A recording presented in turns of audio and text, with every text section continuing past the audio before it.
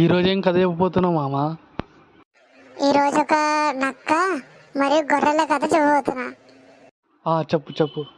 అయితే ఒక రోజు నక్క చాలా ఆకలిగా ఉంటది. చాలా తిరిగి తిరిగి చూస్తుంది ఎక్కడైనా ఫుడ్ దొరుకుతుందేమో అని చెప్పేసి. బాగా నడిచి నడిచి అది చాలా అలసిపోతుంది.